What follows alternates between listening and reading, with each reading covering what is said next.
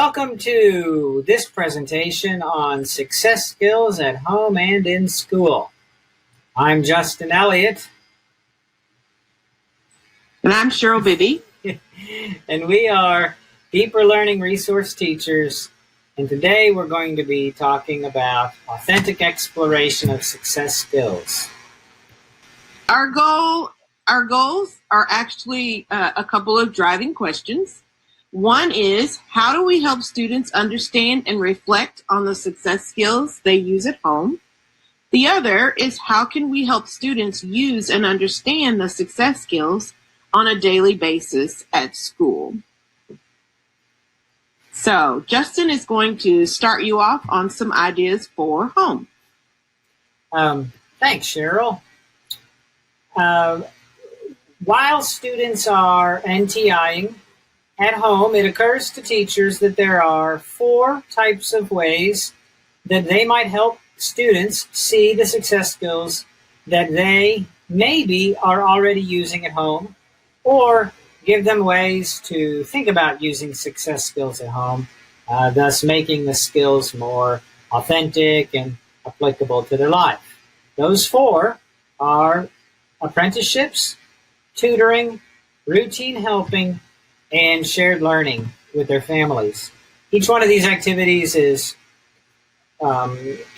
generally aligned to one of these 4 success skills, but as you'll see, if a student is tutoring another, for example, they'll be using multiple success skills together. First, we'll look at some tutoring. Tutoring could take the form of helping siblings with their schoolwork, like buddy reading, tutoring in math, helping out with technology. Given the Zooming that's going on and the Google Meeting, there'll probably be a lot of opportunities for kids to help each other with technology. And not only do we want kids to see this kind of tutoring as a communication skill, or as a way to use their communication skills, but we want to help them do this by reflecting on what they did and what they learned about communication. For example, you have some questions here. How were you a coach? Oh man, let's make that smaller. How were you a coach? As kids work with each other and do tutoring at home, we want them to be able to document, share, and reflect on what they learned with that experience in terms of being an effective communicator. There are some example questions there you see might help students reflect on their communication skills. Let's look into a Google Classroom where a teacher has set up a tutoring sort of activity for their students.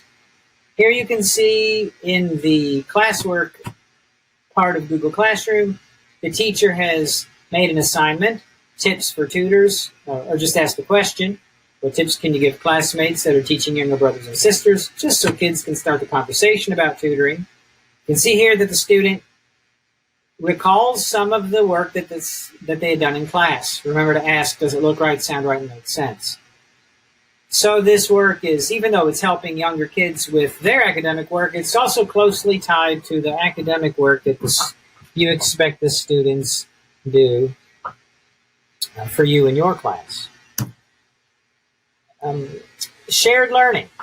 For Prepared and Resilient Learner, you may have the students do an inquiry-based research project that answers a question that the student has along with their family. There may be many questions that families are curious about, or that students are curious about and can get their family interested in. During this time, that would include researching and learning together, creating a presentation of what they learned, and then presenting that information to their family and reflecting on that, or presenting the information to their class on a Zoom or a Google Meet and reflecting on that process too. Again, here are some questions that you might ask students as a reflection to help them connect doing research on a topic they're interested in, presenting that information to being a prepared and resilient learner. For example, let's take a look into a classroom where a teacher has done this. And we're going to look a little more in depth. It's a little more particular here. They start with a Jamboard that they use as a wonder wall.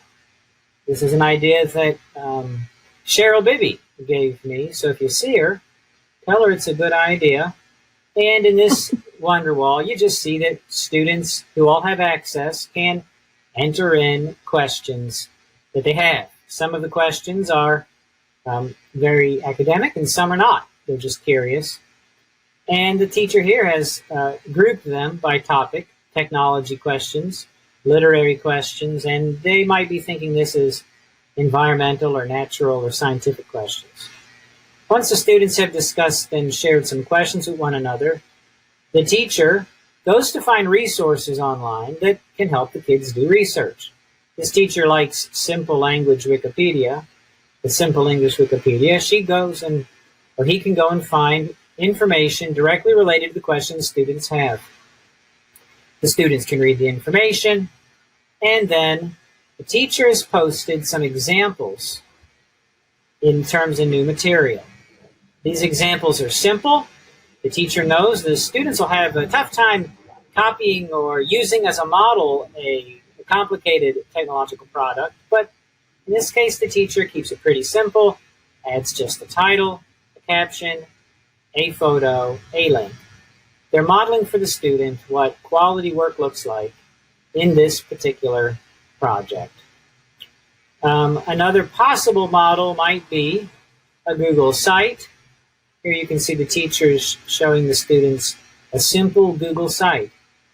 Again, it's organized by main idea and details so that there's a text structure element to the work. And it's related directly to something that kids are asking and curious about. Again, not a lot of text, a project simple enough that kids can complete it within a week and then present to their peers. When it comes time for presentation and students have used these models and their reading and their questions to create a short presentation, you may have a sign-up sheet, because not only will it be important for you to have the presenter there at the time to present, it'll also be important to have the audience too. So you want to make sure your presentations happen at a time and date when you've planned for 3 or 4 other students to show up on the Zoom and be the audience. That is a simple way to do a inquiry-based shared learning project with students at home. Another way is collaboration through just routine helping. Our students are helping at home all the time. If we can help them reflect on what that helping, how it benefits their family, how it helps their relationships with their family, what is challenging and fun, we might help them see that collaboration is something they do on a regular basis and reflect on that. Here you'll see, again, in a Google class, a teacher having a question. What skills do we use when we help at home? And the teacher giving a bit of example and engaging the class in a conversation about that.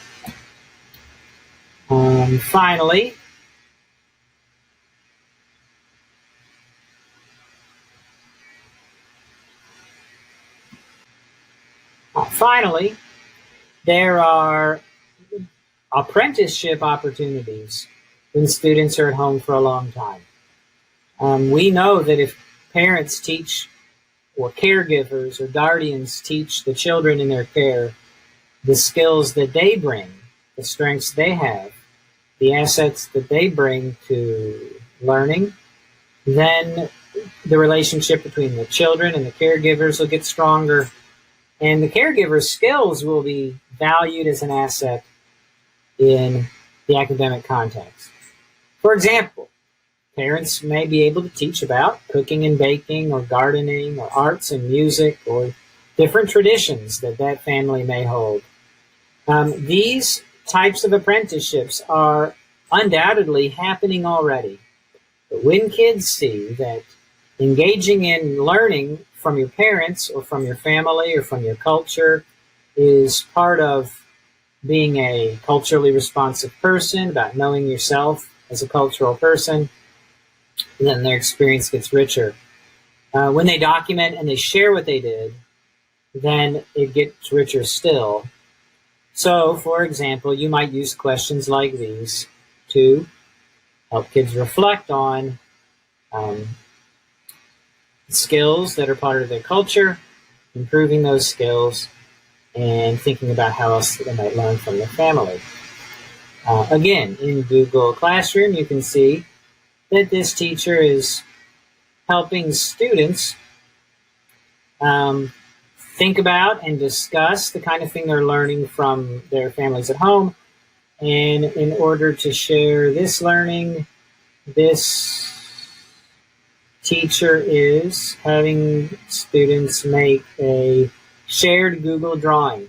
Shared documents and drawings are a good way to get kids to together create some digital work that can evidence their learning.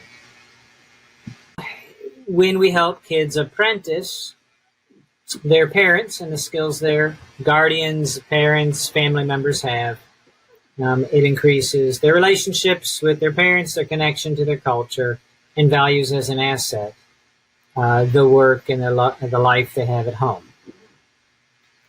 Now, so we've looked at 4 different types of work that you might have your kids do.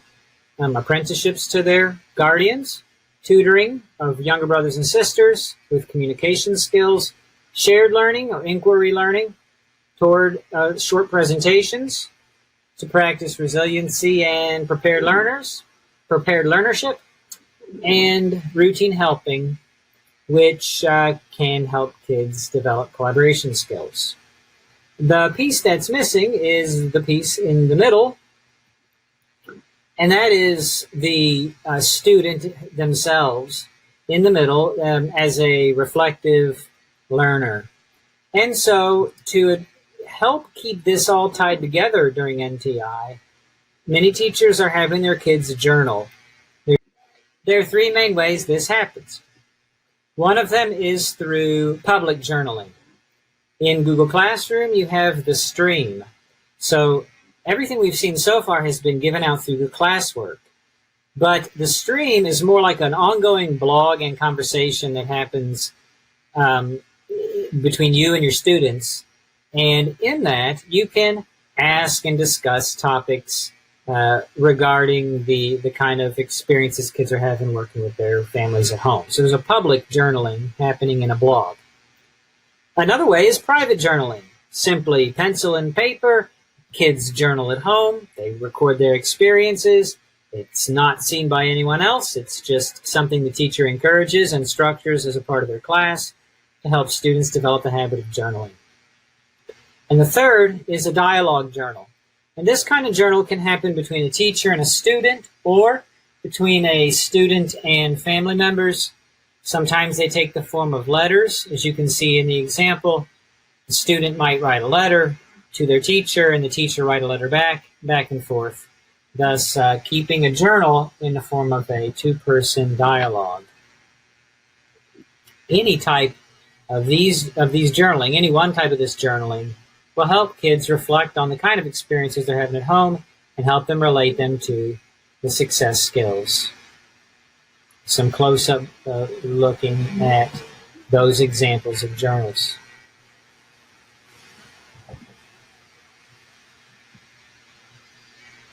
So we looked at 4 ways that we can create experiences for kids so that they can see that at home, success skills are something they're using and improving in even there. Next, we'll look at putting some of these success skills to use in our post-COVID classrooms. Yes. And we'll look at some virtual ideas as well. So let's get started. You're going to have to click for me. Okay. Okay, one thing you can do, and we all would say that this is necessary is to build the learning community. But you can build the learning community virtually using Jamboard or any slide deck that you have, but it's the questions that you ask that will build the community.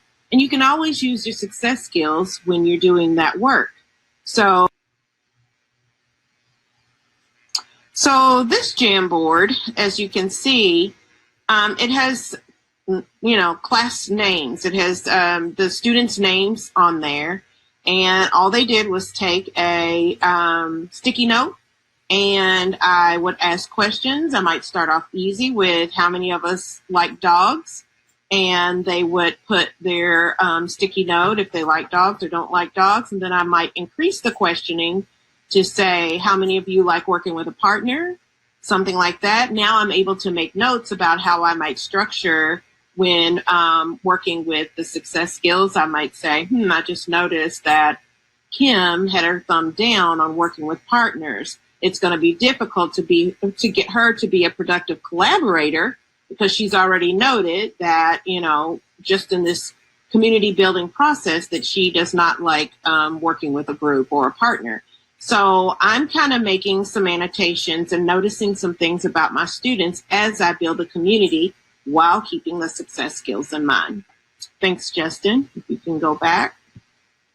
So building the community is going to be very important, and you can always include the success skills in that work. Next up, we're going to look at just a few more resources that we have for you. And there they are. So here we have by success skill, just some links that will help you get started on making sure that you understand the skill, but they can also be used as lessons once you get into some. If Justin, you'll pick the 39 communication games or any link just so they can get an idea of what's there. Mm-hmm.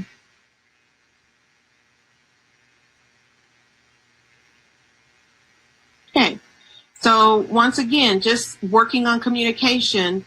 If I'm building that community, I might do some of these activities that are here, and then that way I'm still working with the success skills, but I'm making them a daily process, something that we will work through daily. So all of these communication skills will be improved, and everyone's on the same page on how to show mastery of this skill.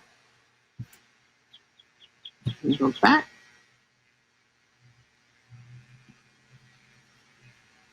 Go back to the slide deck.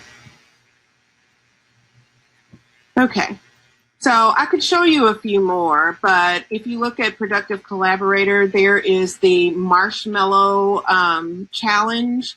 Challenges like those are just going to be helpful, and you don't have to click on it, Justin, but those kinds of challenges are just building the community, getting them ready, and helping them to understand the success skills that they will be working on throughout the year.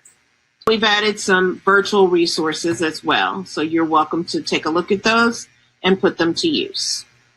All right.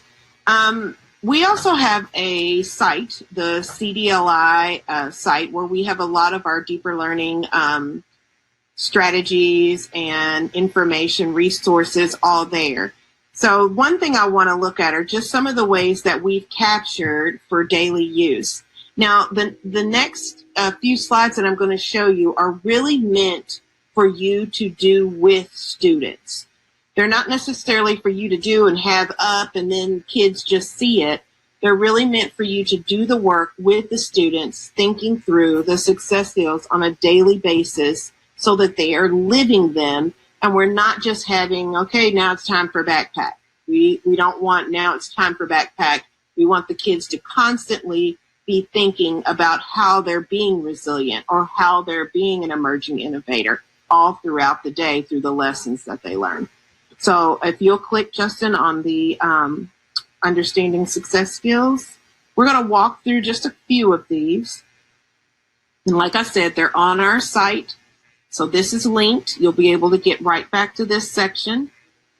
And just scroll, Justin. We're going to show some of what's here. So as you see, the first one is a concept map. That's one thing that you can do with your students. You'll see that there are printables there. So what you're looking at in the picture, you can print off and have in your classroom. And Justin, if you want to jump in on any of these, please do. What is happening here is, those are sticky notes, but those sticky notes come from the students, and they're saying what they think it means. And how do we do today is another way you could use it, to where now the kids are thinking about their day and they're putting their name or what they did next to the success skill that they think that they worked on that day. Justin, do you want to add anything there? Yeah, Cheryl, I think the most important thing you mentioned was that we don't want to do this in advance of the kids, that right. we have to include them in the conversation, and even when they're wrong, like sometimes we use that information for misconceptions. And so the next one you see is just annotating the success skills. Once again, it's just putting the skill in a brief definition there, and then going back through with your students, choosing one for the week or the day or whatever you're working on, and annotating the words of the skill, helping them to understand what prepared really means and thinking it through together, helping them to gain an understanding of resilience and what that means, and then keeping those annotations up and around the room so that kids have a guide of the work that they're doing. Scrolling down, we'll just look at a couple more. And like I said, you have access to these now. We've been in a lot of classrooms, and some schools are using, this was at Klondike, they were using it as a reflection tool, reflect and connect. So after a lesson, they would reflect. How did we do? Oh, we did partner work in math, right? What success skill does that one fit with? Or what did we do in reading? How does that fit with prepared and resilient learners? So they were always constantly bringing it back to the success skills, so that all day, every day, the students knew that the work they were doing was building them as this person who is able to collaborate and communicate and be innovative. So they always did reflection. Another one, and we have printables for this one as well, is just another way to reflect and connect. Once again, if you have it in your classroom up and ongoing, the kids are going to make a much more greater connection to the work. And like we said, we no longer want to hear, it's time for backpack. This work is just for my backpack. It should be the work that is ongoing, that kids are constantly working on throughout the day. The connection should be there for the success skills. It's interesting to note, Cheryl, in these examples, many of these things wouldn't be considered good evidence for a backpack. For example, this even-odd video. If the kids have reflected and said that they used communication skills when they were watching the video, that's a great connection, even if no backpack evidence comes from it. Right. Right. A lot of the ways we practice our success skills in the classroom every day probably don't result in any sort of backpack evidence. It's just those are the skills we use. Right. Right. And that's what we mean by making those daily connections. You're not just connecting because something's about to turn into a backpack item that they're putting in their backpack. We want them to know that these success skills are not just for your backpack. They are for your life, and you should be using them daily. So some of these reflections that you see, like Justin said, they may not end up being a backpack artifact, but it will help a child be able to speak more clearly and to understand that skill that they do have in their backpack, because they've had so many opportunities to work throughout the day towards that skill. Okay, so you have access to this. I could go down a few more, but I think you've seen a few more ways, Justin, unless you want to talk about some of the others that are here. I just wanted them to know that there are so many different ways to keep the skills going and alive in your classroom. There's one more I do want to show. If you go down, there it is, the bulletin board there. This one was a literacy connection, and it fits right with where I'm about to go on our slide deck. This teacher would read a book and then help her students connect to the character in the book. So she read books about, I think one is the crayons. I can't remember the title actually, but it's there. And then they talked about how to be an effective communicator through knowing the characters in the book. So each one of the success skills has a character attached from a read aloud that the teacher did in the classroom. So now when she talks about, oh, you're being a productive collaborator, and then she can name the character in the book. And once again, that just helps students to connect. Now, this may not be so much for our upper grades, but it could be. Some of the books that we're connecting to are much younger ones, but I can think of a lot of novels that are being read in classrooms that easily have strong characters that could fit with some of the backpack skills that are here. So if we'll go back to our slide deck.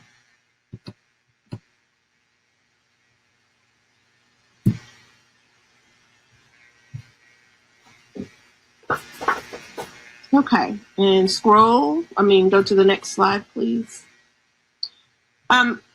That, like I said, that bulletin board took me right to this slide. Using text to teach those success skills, I've linked for you a couple of sets of books that, once again, will help you to teach those skills through characters. The first one, I think, they're all picture books, but like I said, I'll be happy to link a few novels to this slide deck as well. But as you can see, they talk about empathy and kindness and teamwork and cooperation, communication. All these have characters in them that you can easily connect to a skill that the kids are learning. I know that a lot of teachers are kind of getting into this Bitmoji world and creating rooms. This is one that I kind of played with where it's letting a child choose their own path. Maybe a kid wants to be more globally and culturally competent, and you're going to allow them to share with you a project that they want to work on that will show that they have become globally and culturally competent citizens. So now it's like a create your own path through the success skills. So Justin, if you'll click on globally and culturally competent, I'll see if this works. I hope it does. Yep, it did. So that will lead them to a slide deck.